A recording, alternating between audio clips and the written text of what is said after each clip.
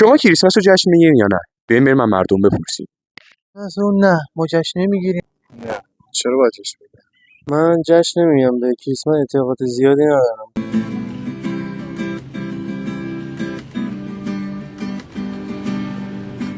یعنی ایرانی‌ها جشن میگیرن، شما مخالفین؟